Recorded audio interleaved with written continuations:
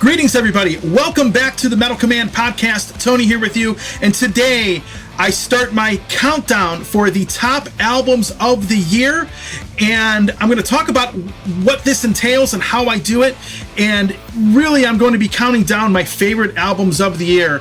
And what ends up happening every single year, I get sent releases by so many different publicists, record labels, and bands. All send me their albums, demos, whatever you want to call it. And every year I pick my favorites out of them, and then I rank them, and then I count them down. Now, this is something I normally do on the radio show, which I'm not going to do on the radio show this year. This year, I'm going to do it on the new YouTube channel and talk about my favorite albums of the year. So I'm going to give you a couple things here before I get into it. First of all, I only do full-length new releases. Second of all, I do not do albums of re-recorded material because that stuff's already been released elsewhere. And I don't do EPs. I'll actually save the re-recorded, reissued, and EPs for another video, and I will do a different video on that. So it's going to be full-length releases that came out in 2022. And as far as the number of releases, so it varies. I might like 20 albums one year, I might like 50 albums one year, I might like 100 albums one year. This year I liked 35 albums that came out, and definitely they all deserve to be on the list. If you were on this list, just remember, any band on the list put out an album that had a pretty significant impact on me, enough to put on the list. And remember, it's out of like 200 or 300 releases that get sent to me every single year. Sometimes it's 150 releases. It all depends. But typically I have so many publicists, bands, and record labels sending me stuff, and it's almost impossible to listen to all of it. But this stuff is what really impacted me this year. So with that said, I'm not going to pull any punches. I'm going to start off. I'm going to do 5 at a time in each video. So it's going to be number 31 through 35. And let's start off with Leatherwolf at number 35, Kill the Hunted. Now, we haven't heard from Leatherwolf in quite a while, actually. The last time we heard from them was when the World Asylum album came out, and then the New World Asylum album came out.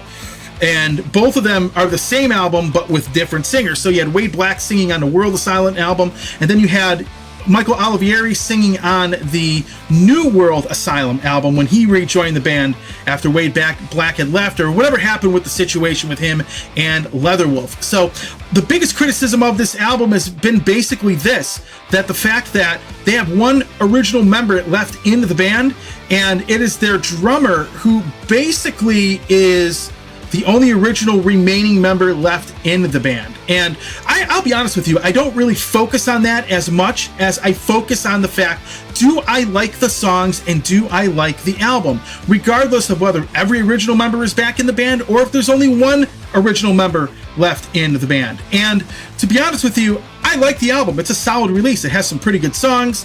Typical Leatherwolf, as far as writing some pretty good hard rock, heavy metal songs. I like it. It's good enough to make the list. It makes it in at number 35, and I really dig the album. Not many people knew it came out. I knew it came out. I was excited to be able to listen to it, and I'll tell you what, it is an enjoyable listen.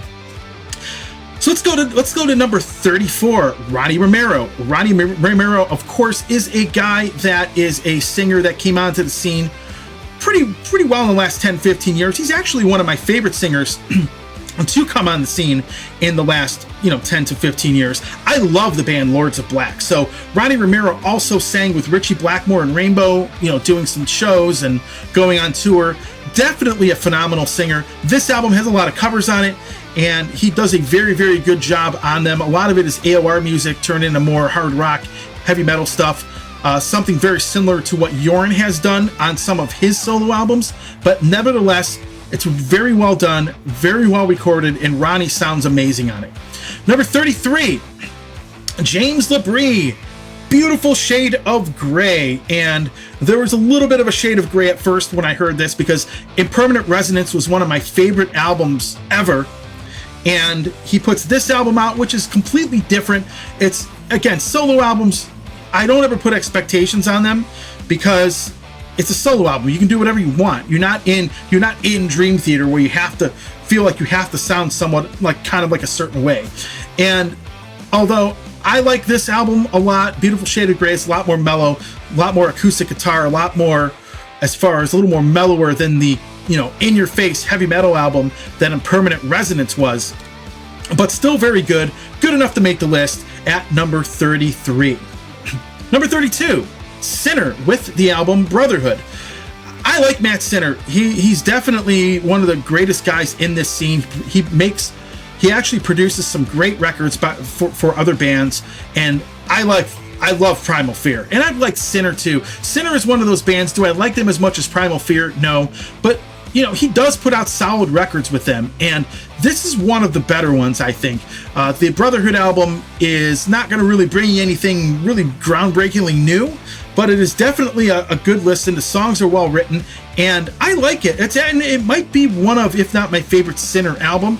So it is definitely on the list at number 32. And then last but not least on this particular video, at number 31 is Sirius Black with Vengeance Is Mine. Now, let me point out, folks, that Sirius Black, they've always been on the list since they have been putting out albums. Now, they may have been in the top 10, top 5, top 25, whatever. They come in at number 31, and it's really difficult when you have to change singers. Urban Breed is not an easy guy to replace because the guy is a phenomenal vocalist, and they did replace him. I think the album sounds pretty good.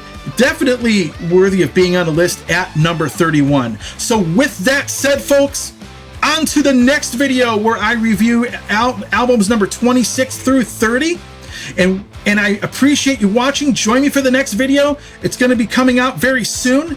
And I'm curious as to what you think of the albums I listed here in this video. So leave a comment, like the video if you like what you hear and see. And of course, don't forget to subscribe to the channel. See you in the next video for the top albums of the year countdown list here on the Metal Command Show.